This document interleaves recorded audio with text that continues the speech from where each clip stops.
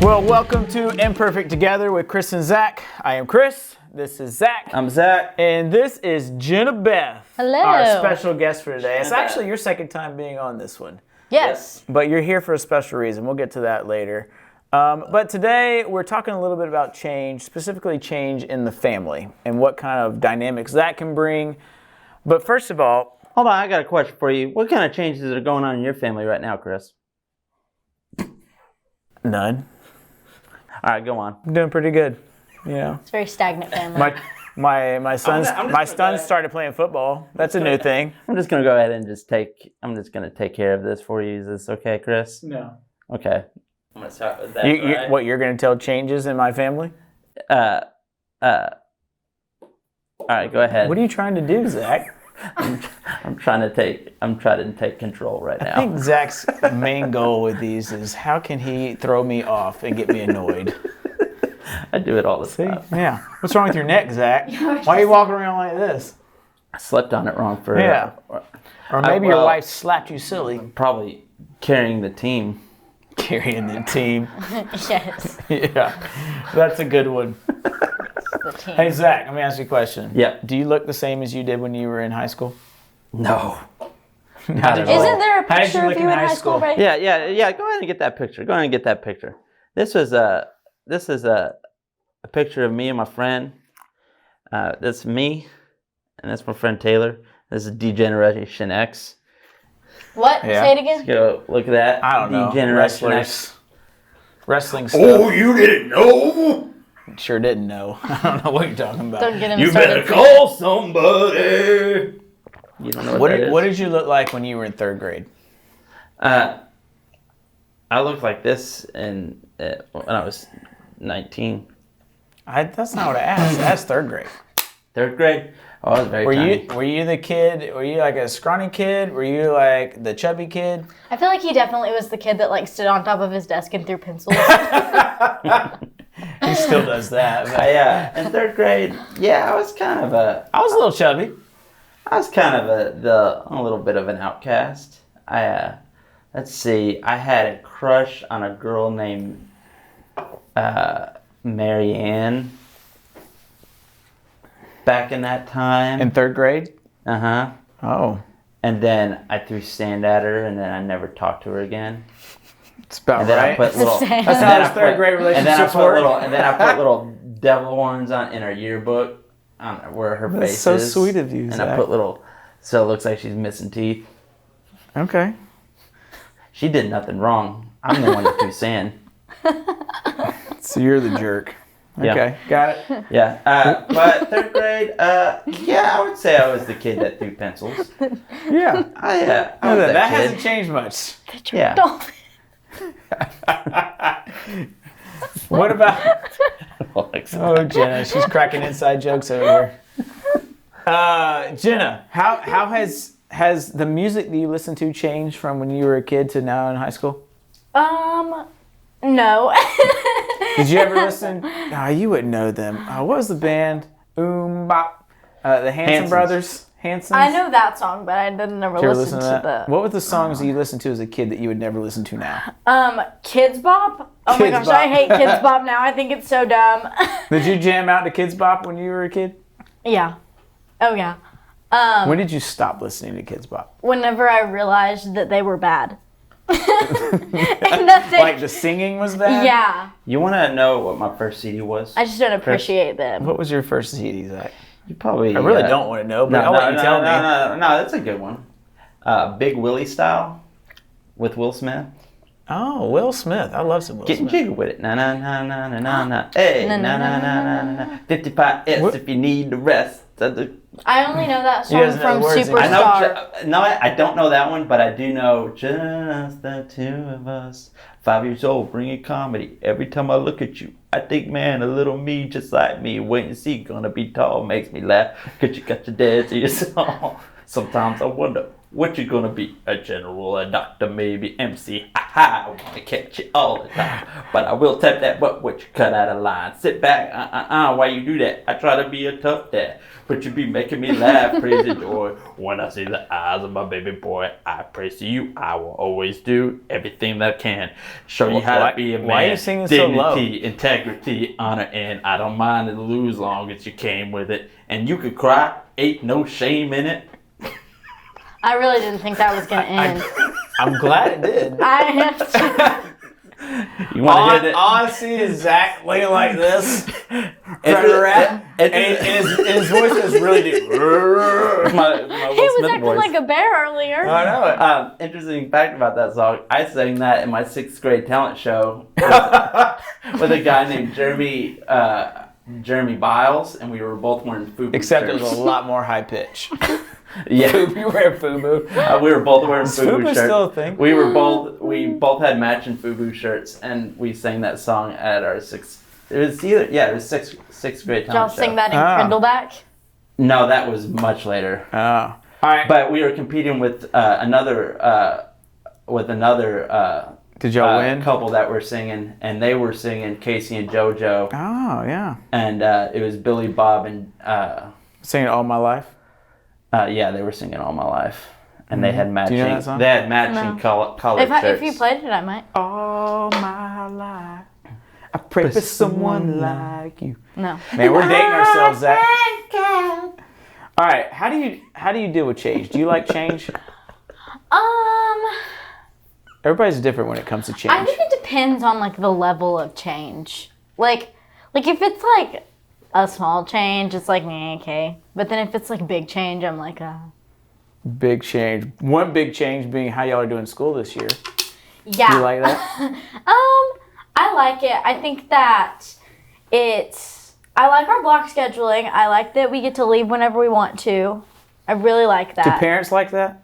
I feel like parents are a nervous wreck. I feel like they really are. My mom is always like, Jenna, I really just don't feel like you're getting your work done. And I'm like, I am. And she's like, I just don't feel like you are because you just don't have like you get done so early. And I was like, because I don't that's why I stay home, because I waste time in class. Because they don't know how. Well, okay, I wouldn't know how to handle 90 minutes of class either. That's a long That time. is a lot of class. But I like that we just kind of get to leave whenever we want to. So like, if we're not doing anything in class that day, I just leave. Essentially, high school's like college now. Yeah, it's nice. Go if you want.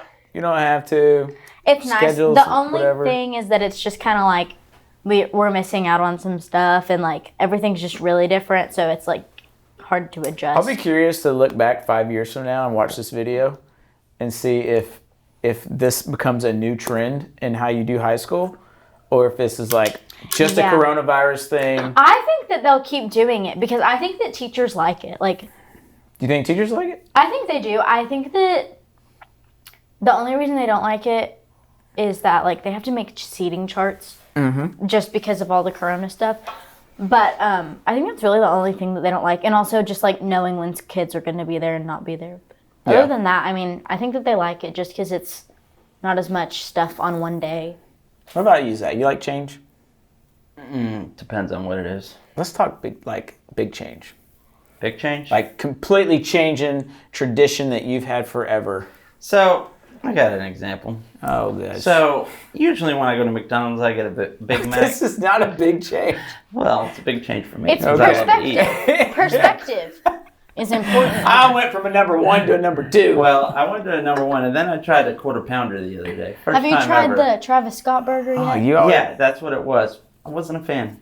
Really? You're not a I've fan never of the quarter tried pounder? it. Not a fan. My go-to McDonald's So- was double quarter pounder So with when it cheese comes when I to was in high changes school. like that, not a huge fan of change. To be honest with I you. like What are change. the changes that you're a fan of? But when it comes to food, I get it. That I am a fan of. Changing the channel. Changing your underwear. Yeah. Hopefully you do that. Well, it depends. Is it Wednesday? Yeah. I don't know if there is. I'm sure there's change. I like music. I like sometimes when they change What about things. unexpected change? No, not Like really. completely out of your control. You can't do anything about it. It's just changing whether I you hate like it that. or not. Yeah. Like, What if it's a I good hate that change? too. if a good change, then I guess You learn to it'll like work. it over time. Yeah, I'll like it over time. But like, for instance, if I'm riding in an airplane, and then all of a sudden it decides to, Here's like extreme examples. It decides to wreck. You know, I'm pretty it's sure out of my nobody's gonna control. like that kind of change. It's out of my control. Like, You know. but I'm in it. You know. Yeah. So yeah, I hate change. This is why you should become a pilot, but don't let anybody just know go because take then over. you're like the no savior. one would trust me of as the a plane. pilot. No, I trust myself as a definitely pilot. not. I've played Star Fox 64 I've co-piloted. at least, you know. That makes you a professional pilot. I put 100 hours into that game. I went through every planet, scored every point imaginable. You know, so yeah, I think I could pilot a plane. So Yes. I think for most people, unexpected change is disruptive, right? It Yes. disrupts our lives. We don't like it. We're used to what we're used to. And I think one of the areas that hits the hardest is when it comes to family, right? When family changes, because no matter how you grew up, whether you grew up in a family that you knew it was just jacked up or it was going to change or things were going to happen, you still have this hope that the family, like your family is like the one constant you have in your life. It can be family, it can be friends, it can be a lot of things, but family is like, even if we know it's not going to be constant, we want it to be because we want something that we can hang on to because we live in a world that's always changing. So how do we, what would be some examples of in your family where like just massive, unexpected, disruptive change happened and how did you begin to deal with it? For me, my dad died a few months ago. That was a pretty disruptive. Very disruptive. He's now in a coffee can in my garage. I bet he really enjoys it there. Well, I don't. Coffee? It's one of those things where it's like you, in an all honest question, like, so I have these ashes. He just doesn't really fit in the feng shui of my living room. He'd rather hang out in the garage. So he hangs out in my garage next to the tools where I think. So he is there an prefer. Eventual location that your dad Yeah. wanted you to get him to? Yeah, I'm gonna take him to it eventually, but right now, Just right hanging now, he's just hanging out, and so like I'm just like, do I put him in the living room, like, or do I not? Like, I don't know. I don't know. I've never had to face that kind of a dilemma. Yeah, so that's what I'm going through. Okay. Interesting. That's tough. But but to get back to your point, yeah, it was pretty difficult. Yeah, it was pretty, the change was pretty, But, didn't expect it. yeah. What are you, Jenna? Mine would be probably whenever I was 14, so like a little over 3 years ago, my dad committed suicide. And that was like totally unexpected. Like Right. none of us were expecting that. Like he never, like he didn't leave a note like most people do, or he didn't like he texted me and just said that he loved me, which was like common, like didn't even think twice about it. Right. But yeah, it was definitely something that none of us were expecting. It was very sudden. So how did you begin to deal with that? Well, of course I like grieved for a really long time. It was during the summer, so I didn't have to skip any school or anything. But we grieved for like a really long time, and I didn't really go anywhere. I just kind of stayed home. I like minded my own business. I didn't really want to go to church just because I didn't want people coming up to me and like apologizing Right. and crying and all that stuff because that was annoying.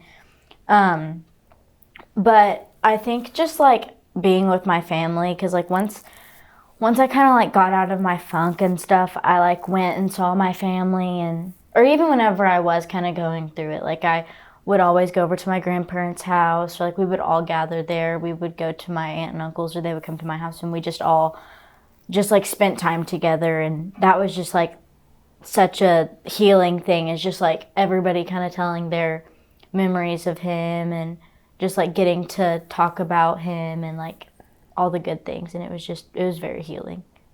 Yeah, I mean, obviously both are extreme unexpected changes, you know, and like I've never experienced anything like that, other than, well, really not even my grandparents, great-grandparents.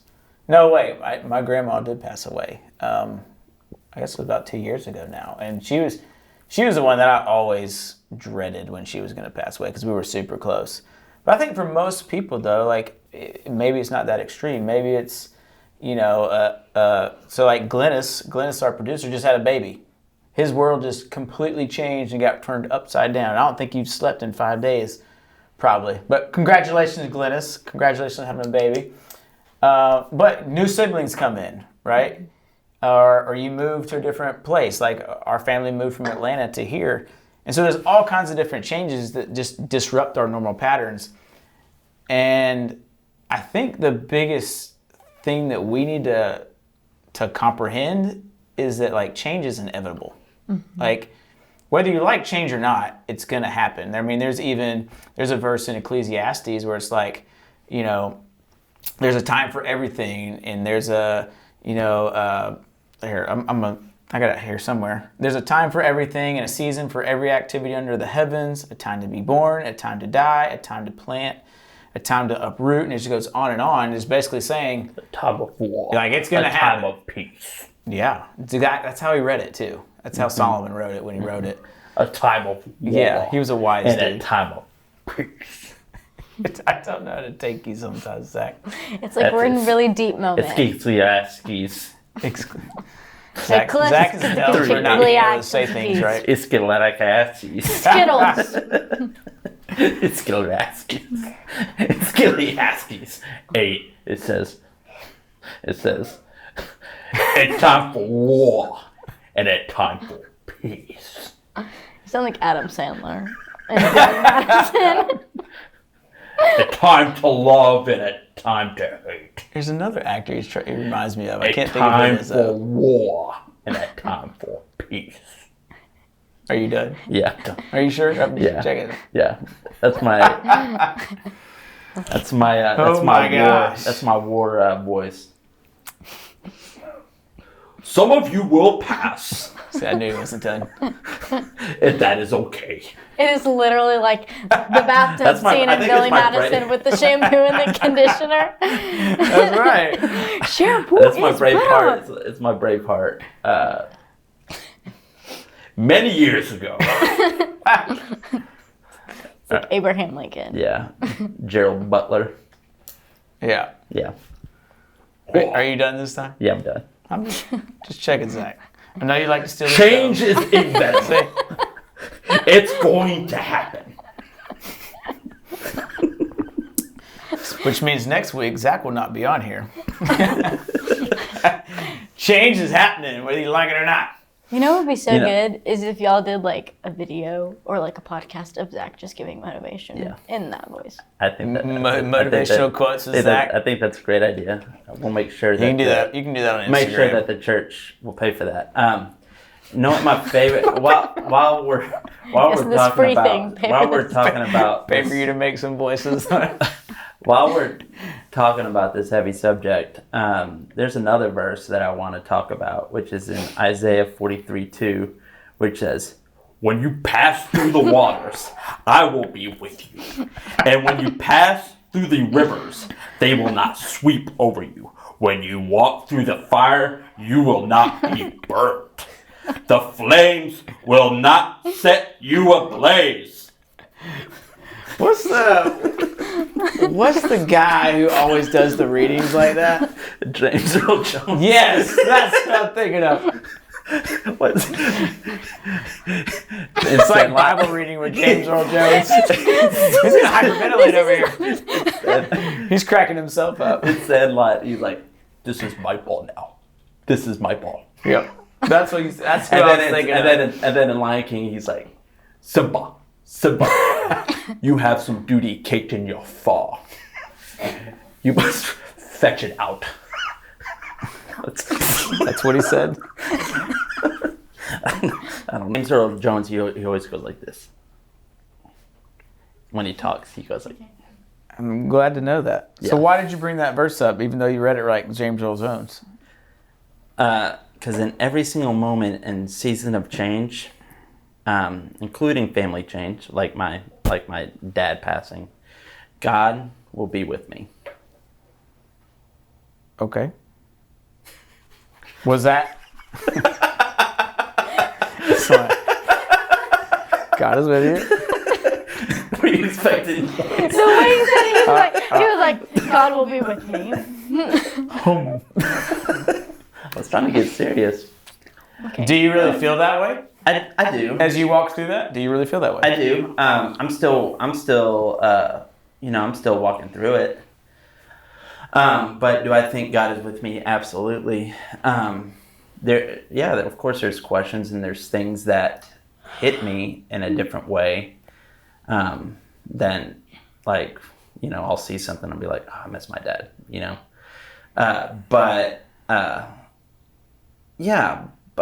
I do think, God is constantly walking, whenever I don't have God in the middle of it. Which you saw some of it when I was just kind of just struggling, like, I was just kind of in my struggle own, bus. I was the struggle bus. Yeah. And I had to constantly just get back into the Word and, remind myself, that God's peace, that God's comfort, that He's love, that He's all-knowing and all of it. And so I needed to remind myself of that to get back into the Word. And when I got back into the Word, that's something that I kept on saying is, I got you, just hang out with me, be with me, So, so I do believe in that. Was God something that helped you get through your scenario, or? I vividly remember whenever my family and I were kind of together and just talking about things. I remember my Nana said, she was like, I just can't imagine how people who don't know God go through things like this, because without God, we wouldn't have been able to see the good in the bad situation. It was an awful situation. I'm not undermining that in any way. Right. But, there was so much good that came out of it. My dad, before he had passed away, he was suffering from drug addiction and alcoholism. And so, he wasn't suffering from that anymore, and he wasn't struggling. We weren't suffering from his bad decisions, which might sound a little selfish, but it was just taking a huge toll on my family. And then we just got so much closer, and it honestly grew my relationship with God, because I don't know, in that time of desperation, that's who I needed. I needed to know that God was with me, and they always say that God's your father. And I remember the week before my dad passed away, we were at beach camp. And that week they were talking about, if you don't have an earthly father, God is your father. And I was like, okay, this is cool and all, but, I have a dad, it's fine. And then, the next week he passed away, and I was like, oh my gosh. Mm-hmm. I needed to hear that. And I know that wasn't a coincidence. All of those good things that had been happening were not a coincidence. So how does that phrase, that God is your father, I think we hear that a lot. Mm-hmm. Now that your dad is not here and you see that in a whole different view, what kind of role does that take on in your life? Not that it takes the place of my dad, because of course God isn't our earthly father. He can't be there for us to physically hug or hear verbal words of affirmation and stuff from. But even if you do have a father that's just not good to you, which unfortunately is the case, not everybody's family situation's perfect.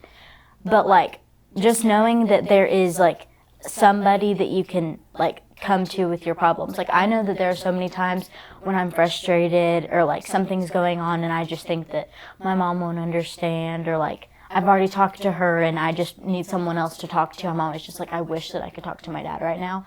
And then I remember that I can talk to God about anything. And I know that I'm not going to get that verbal response that I would be getting with my dad, but I can just look in the Bible and interpret it how I need it. Yeah, I think a lot of what Jesus gives us is hope. Yes. Right? And when we live in a world that's constantly changing and there's situations that you just have no control over, whether it's situations or people or whatever, you can know that God is a constant in our life, and that He's not changing, and that He's always there with us. And it may not be how we always expect, right? Because God never promises that things will get better or that life won't be difficult. He actually tells us life's going to be pretty difficult, but I'm here with you to walk with you through that. And that gives a lot of hope, right? It gives a lot of hope. It can bring a lot of comfort and knowing that, okay, you're not walking through this alone. So I think kind of to close all this out, when it comes to change, especially unexpected change and change within your family, whatever that looks like, it's knowing that there is a constant, that God is a constant, that He's always there with us. You have somebody you can talk to when you can't feel like you can't talk to anybody else, and you can have comfort in knowing that good can come from this. I think a lot of it is just we have to change our perspective. I think one of the great things that you did was you didn't wallow in the circumstance, but you were able to overcome and battle out of that to now where you're sharing your story, and who knows what kind of impact that is having on the world, right? I think that's the cool thing about being able to see good in situations and shifting our mindset of not being a victim and instead saying, okay, well, how can we make the best out of this situation, whether I like it or not? It could be divorce happening in your family, or a sibling going off to college that you were really close to. There's a lot of things that can wreck our world. And the way that we make it through those things is by knowing that good can come from this, and knowing that God is still with you. You're not walking through this alone. And you also want to surround yourself with other people. Like, I'm sure you surrounded yourself with a lot of people to help you through that. Right? How big of a help did that make? Just having a community of people around you. That was like the one thing, besides like church and stuff, but that was like the one thing that really got me through it, was just like knowing that there were people to like have my back. And I was always so worried that I don't understand why I was so worried about this, but I was so worried that people were going to like make fun of me, or like say like, well, your dad killed himself so he went to hell, or like say all these things, because there's such a stigma towards suicide, and just like, or say something that was just hurtful, or without them realizing that it's hurtful. And like just knowing that if something like that ever should happen, which it hasn't, and right. I'm so grateful for that, but if something like that should happen, like I have this huge group of people that are there to back me up, and like they're there to like comfort me and console me in any situation. Because whether we like it or not, like some days it's just like you just are in tears, like for no reason, just because it's like your brain. That's just how it works. Pain doesn't just disappear.